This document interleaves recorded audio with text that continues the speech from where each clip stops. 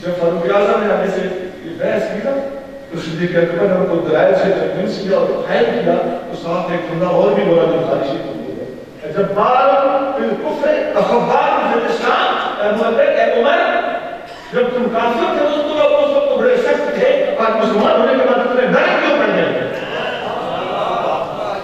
اور کیجیے آپ نے تو سنا ہے ہم نے بھی سنا ہے اس امت میں اشد امر اللہ ہے عمر حدیث صحیح ہے عمر فاروق سختی میں مشہور ہے جلال میں مشہور ہے لیکن پتہ چلتا ہے کہ ابو بکر صدیق رضی اللہ تعالیٰ عنہ عمر فاروق سے کس موقع پر زیادہ جرأت کا مظاہرہ ہے عمومی طور پر بہت سخت ہے لیکن اس موقع پر جب حضور کے وصال پر مراد کے موقع پر جرأت دکھانے کا لائن تھا یہ جرأت ابو بکر صدیق نے دکھائی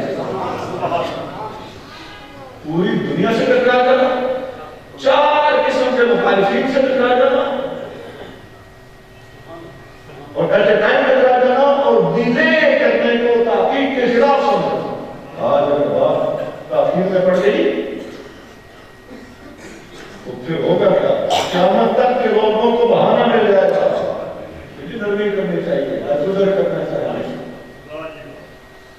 آپ نے تمام صحابہ کو آپ غور کیجیے اس کے نتائج کیا نکلے ہمیں لوگ حجت سمجھتے ہیں ہم اگر ڈھیلے کر کے قیامت تک کے آنے والے لوگ تمہارے مقام کو پہنچ نہیں سکتے ان کی ڈھیل کس حد تک لٹک جائے گی ان کا استرخاء اس کو کہتے ہیں لٹکن ان کا ڈھیلا پانا وہ کہاں تک جا پہنچے گا لہذا آپ کو ڈھیلا کرنا سخت جرأت کا مظاہرہ کرتے ہوئے ان تقدیر اور مخالفین کے خلاف ہر نماز تک پہنچے گی میں نے دوسرا مطلب آپ کے سامنے رکھا ایک تھی آپ کی ابدیت دوسرا تھا آپ کی شجاعت اور بہادری ان میں سے کوئی بڑی ہوئی حدیث نہیں کوئی کمزور دلیل نہیں ہے کوئی بات کسی عام چھوٹی موٹی کتاب میں نہیں ہے بڑی سینئر کتابوں میں بڑی واضح ہے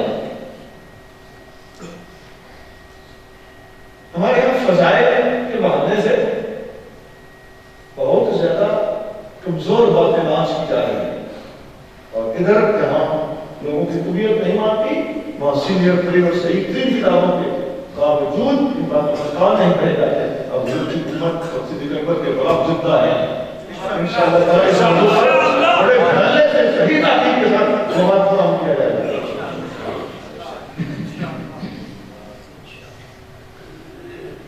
اب اس گفتگو کا تیسرا پہلو شروع کرتے ہیں صدیق اکبر کی علم کتنا تھا ابھی میں نے آپ کے سامنے حدیث رکھی کہ صدیق اکبر نے فرمایا کہ یہ حضور صلی اللہ علیہ وسلم کا قیام کیا اور اس طرح اس کو میں نے بھیج بھی جانا اتباع سنت اس کو کہتے ہیں اور پھر جو آپ نے تحقیق پیش کی کہ آج ہم ڈھیلے بیٹھ کر تو قیامت تک کی امت اس سے متاثر ہوگی یہ بھی آپ کی علمی تحقیق کا اعتراف ہے پھر اور سنیے ایک حدیث میں آتا ہے بخاری شریف حدیث ہے کہ نبی کریم صلی اللہ علیہ وسلم کے بالکل آخری ایام جب دنیا سے آپ پردہ فرما رہے ہیں یہ ان دنوں کی بات ہے غالباً 3 دن پہلے مسجد نبی شریف میں آقا صلی اللہ علیہ وسلم اپنے سر مبارک پر پٹی باندھ کر تشریف لائے اسی تکلیف میں آپ کا وصال شریف ہوئی خرج رسول اللہ صلی اللہ علیہ وسلم آج سے متاثر کرتا ہے نبی کریم صلی اللہ علیہ وسلم اپنے سر مبارک پر پٹی باندھ کر تشریف لائے آپ منبر پہ بیٹھ گئے حمد اللہ وسنا ہے آپ نے اللہ کی حمد و ثنا کی مختلف کتابوں میں مختلف الفاظ بخاری تک میں کسی بخاری میں 2-3 جگہ پر مختلف صحابہ اس کو روایت کر رہے ہیں ابن مسعود روایت کرتے ہیں ان سے خدری روایت کرتے ہیں عبداللہ بن عباس روایت کرتے ہیں نبی کریم صلی اللہ علیہ وسلم فرمایا ان اللہ خیر عبدا بین الدنیا و بین ما عنده اللہ نے ایک بندے کو اختیار دیا میرے بندے دنیا میں رہنا یا میرے پاس آنا فختار ما عنده اس بندے نے اللہ سے عرض کیا مالک اللہ میں آپ کے پاس آنا چاہتا ہوں اب سارے صحابہ بیٹھے مسجد نبی آخری دنوں کی بات ہے کوئی غیر حاضر ہونے کا تک نہیں ہے کہ کوئی صحابی غیر حاضر ہے سب موجود ہیں فبکا ابو بکر یہ بات سن کے ابو بکر صدیق رونے لگے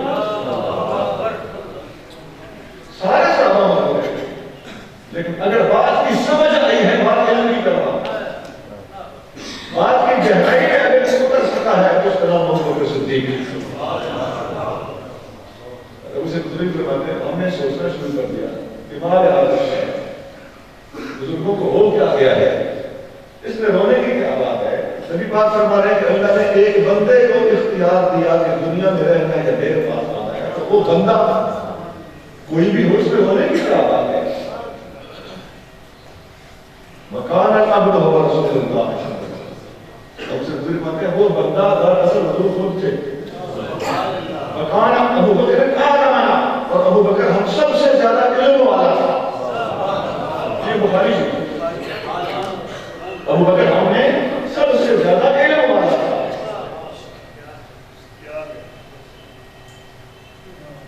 ہم سے کچھ علمنے کے لیے رائٹ لیفٹ ہونے کے لیے مختلف باتیں وہ کرتے ہیں، لیکن مطلق الفاظ پہ غور کیجیے کہ نا ایسے ایک اور بات ہے، اگر کوئی کہتے ہیں کہ نبی پاک صلی اللہ علیہ وسلم کے مزاج کو سمجھنے کی بات ہو رہی ہے، دوسرے علم کی بات نہیں ہو رہی، تو مزاج رسول کو سمجھنا ایمان سے بتاؤ، خدا کی قسم قلوب ظاہرہ سے سب سے بڑا علم تو یہ ہے کہ کوئی حضور کے مزاج کو سمجھے۔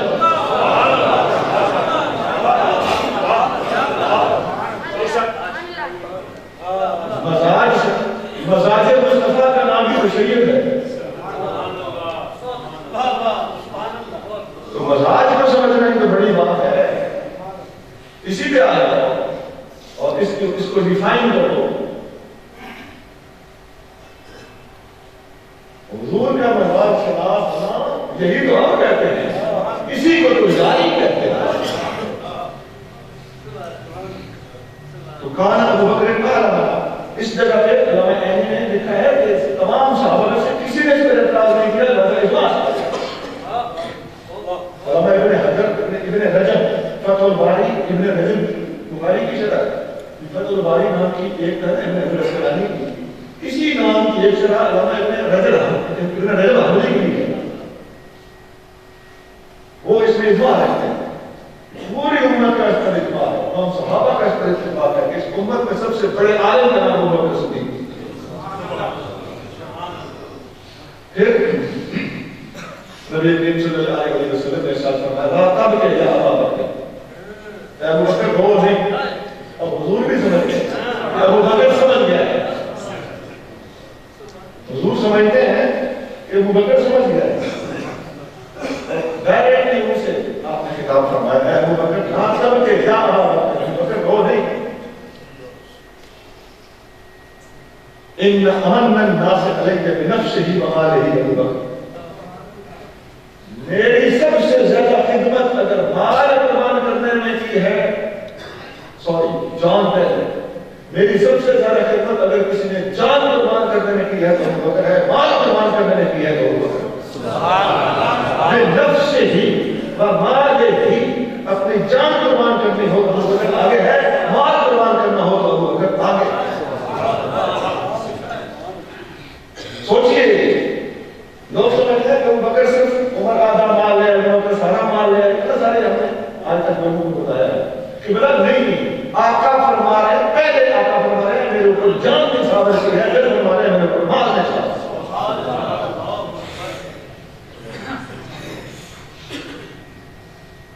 پھر فرمایا وَلَوْ كُنْتُ مُتَّخِذًا خَلِيلًا لَاتَّخَذْتُ أَبَا بَكْرٍ خَلِيلًا، اگر میں کسی کو تنہائی پہ یاد آ رہا تھا تو ابو بکر کو سُدُّوا كُلَّ خَوْخَةٍ إِلَّا خَوْخَةَ أَبِي بَكْرٍ، میں اللہ کا یار ہوں، اللہ کا خلیل ہوں، اللہ کے برابر میں کسی کو رکھ نہیں سکتا، اور اللہ سے نیچے نیچے مجھے ابو بکر جیسا کوئی نظر نہیں آتا۔ وَلَكِنَّ صَاحِبَكُمْ خَلِيلُ اللَّهِ، تمہارا صاحب اللہ کا خلیل ہے، میں ابو بکر کو اللہ کے مقابلے میں نہیں رکھ سکتا۔ اور مسجد میں کھلنے والی تمام کھڑکیاں بند کر دو سوائے ابو بکر کی کھڑکی۔ مسجد میں صحابہ کرام نے مسجد کے ارد گرد گھر تھے، اپنے اپنے گھر سے دروازے کھڑکیاں کھولی ہوئی تھی تاکہ مسجد میں آنے میں سہولت ہو۔ نبی پاک صلی اللہ علیہ وسلم نے فرمایا چونکہ حضور کے بعد سے اکبر میں مصلی امامت پہ آنا تھا، اس لیے ابو بکر کی کھڑکی کھلی رکھو، باقی سارے لوگ گلی گلی ہو کے مسجد میں آئے۔ یہ حضور کا آخری فتویٰ ہے، بخاری سے۔ پھر یہاں یہ جو آپ نے فرمایا تمام کھڑکیاں بند کر، اب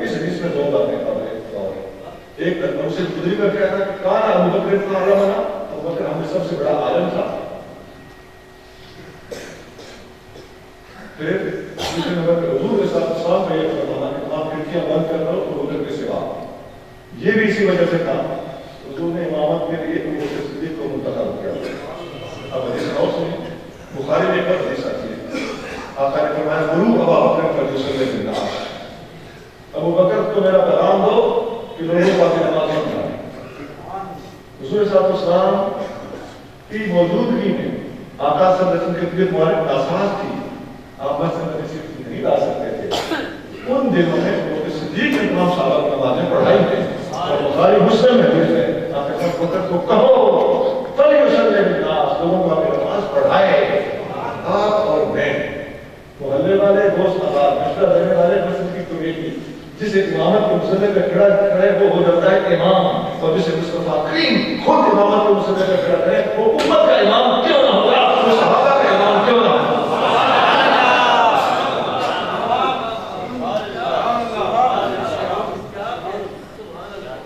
وہ جو فرمانے تمام گھنٹے بند کر دو کسی مقصد کے لیے تھا. اس کی میں نے مزید واضح سپورٹ کر دی اس حدیث سے. آقا فرما رہے ہیں کہ ابو بکر سے کہو نماز پڑھائیں. ایک حدیث اور سنیں، مسلم شریف میں حدیث ہے. نبی کریم صلی اللہ علیہ وسلم نے فرمایا کہ لا ينبغي لقوم فيهم ابو بکر ان يقوموا غيره. یہ زیادہ دوسری حدیث ہے. فرمایا کسی قوم کو زیب نہیں دیتا کہ ابو بکر ان کے اندر موجود ہو اور امامت کو دوسرا کرائے. ترمذی شریف لا ينبغي زیب نہیں دیتا. اسی لیے جب حضور صلی اللہ علیہ وسلم کا حضور کی شان کے لائق جنازہ ہے تو تیرا میرا جنازہ نہیں تھا، اللہ اکبر یہ تھا، وہ یہ نہیں تھا. حضور اس سے بڑا ہے. وہ جنازہ صرف درود شریف تھا.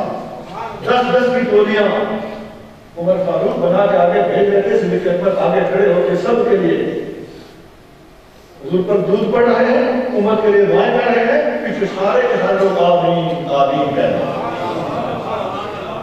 تربیہ کرتے سنن کبریٰ امام بہقی کی کتابوں میں، اور اس کے کچھ الفاظ اصول کافی وغیرہ میں بھی موجود ہیں کہ تمام حاضرین اور افراد میں نہ پڑا. لیکن میں کہنا یہ چاہتا ہوں کہ حضور فرما رہے ہیں کہ ابو بکر کے ہوتے ہوئے جو امامت کرائے زیب نہیں دیتا. اسی لیے نبی کریم صلی اللہ علیہ وسلم کا بھی جناب حضور کی شان کے لائق درود شریف کی صورت میں تھا. اس کی قیادت ابو بکر صدیق کرتے تھے.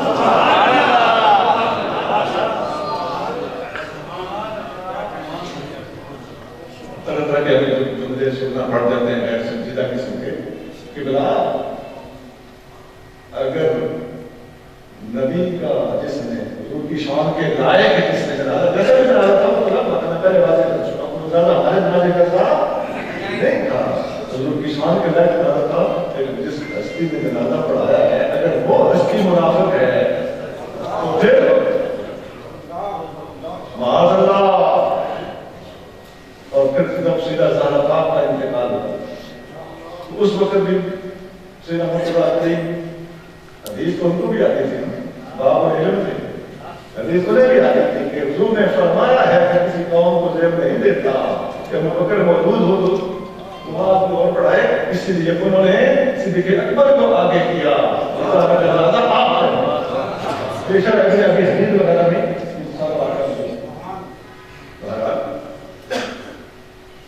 یہ صدیق اکبر کے عالم ہونے کے علاوہ سب سے بڑا عالم اس امت میں. ایک حدیث مسلم شریف میں ہے، نبی کریم صلی اللہ علیہ وسلم فرماتے ہیں کہ فرض امت اقرا ہے. کسی بھی قوم کی تم لوگوں کی جب کوئی امامت کرائے تو سب سے بڑے عالم کو چاہیے کہ اسے آگے کیا کرو. عالم آگے کرو گے نماز پڑھائے اقرا. اس وقت سب سے بڑا قاری کو چاہیے تھے کہ عربی زبان ان کی اپنی تھی. اس زمانے میں اقرا عالم کو کہا سب سے بڑا عالم. مسلم شیعہ میں حدیث ہے کہ آقا نے فرمایا امامت کا حقدار وہ ہے جو سب سے بڑا عالم ہو. اور اگر حضور فرما رہے ہیں کہ ابو بکر سے نماز پڑھائے رزق نکالو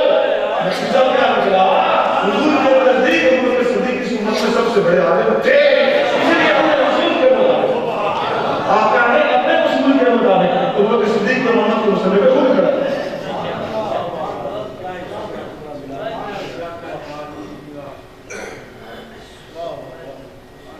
سوڑا میں ایک دفعہ جامعہ میں گیا, ہماری طالب تھے اپنے دوست ہیں, مجھ سے کہہ رہے کہ سکندر کی عالمیت کی سب سے بڑا عالم ہے, دلائل کہاں ملیں گے؟ میں نے کہا کہ لائبریری میں کوئی کتاب پڑھی, کتاب حدیث کی کوئی شرح, کوئی قرآن کی تفسیر کوئی پڑھی تو لے آؤ. وہ اپنی مرضی سے یقین کی اشیاء کے علماء کو کھاتے ہیں. میں نے کہا اسی کو دیکھیں, آپ کو بھی یہ میں کہہ رہا ہوں, یار یہ تو معمولی مسئلہ نہیں ہے کہ کسی ایک آدھ کتاب میں کسی نے تمہیں دیا ہو. نہیں, ہر شاعر لکھتا ہے. میں آپ کو بتاتا ہوں یہ مسئلہ کہاں کہاں ملے گا.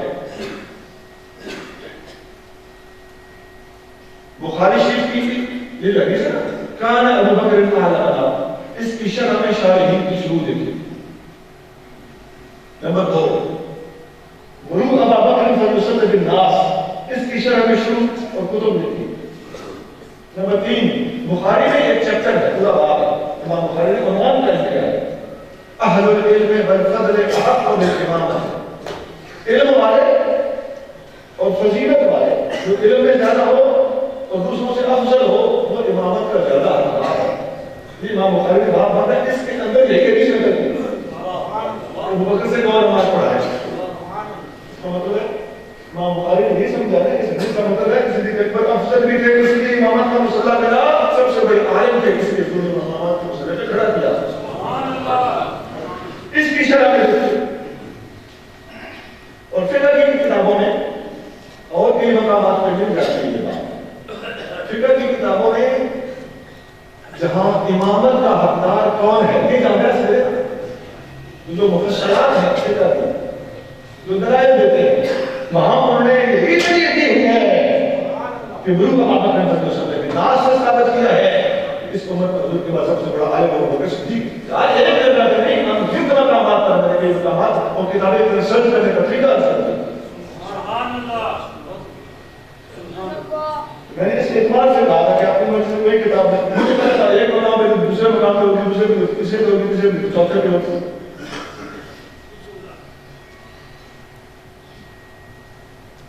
شامی بڑا مشہور فتاوی ہے, مفتی صاحب آپ کو پتا ہے, ایک قدم مفتی صاحب اس سے آگے چلتے نہیں اس کے بغیر, اس کا حوالہ ضرور دیتے ہیں.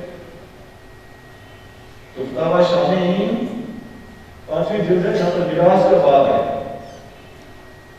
وہاں پر امام شامی سید ابن عابدین شامی رحمۃ اللہ علیہ لکھتے ہیں کہ ابو بکر صدیق میراث کے مسئلے پر بات کر رہے ہیں, بلکہ وہ مقاسمت و جل ہے. فرماتے ہیں یہ ابو بکر صدیق کا کی تعبیر ہے, وَهُوَ أَفْضَلُ الصَّحَابَةِ وَأَعْلَمُهُمْ. ابو بکر صدیق تمام صحابہ میں افضل بھی ہیں, سب سے بڑے عالم بھی ہیں. ان کو کوٹ کرتے وقت نشان بیان کر رہے ہیں اپنے سپورٹ پہ.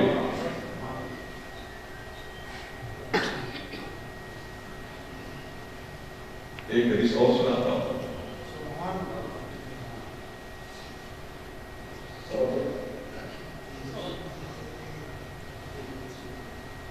حدیث بہت لمبی ہے, میں نے اتنے بار پیش کی ہے, چلو میں شارٹ کر سنا رہا ہوں. بخاری شریف میں حدیث, جب نبی کریم صلی اللہ علیہ وسلم نے پردہ فرمایا, صدیق اکبر حاضر ہوئے, عمر فاروق پہلے سے موجود تھے, انہوں نے تلوار نکالی تھی.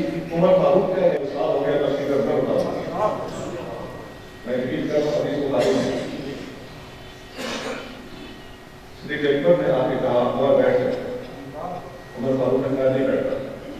طبیعت دلائی اور حضور صلی اللہ علیہ وسلم کے وصال کا دکھ بھی تھا. صدیق اکبر نے کھڑے ہو کر اللہ کے حمد و ثنا ادا.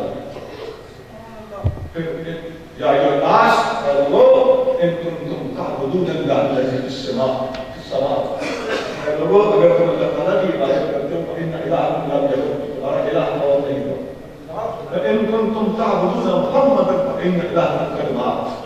اگر تم نبی پاک کی عبادت کرتے تھے تو نبی پاک کا تو وصال ہو چکا ہے. یہ بڑے گہرے الفاظ میں واضح کرتا ہوں کہ ان کا مطلب کیا تھا, وہ پوائنٹ آؤٹ کیا کرنا چاہ رہے تھے.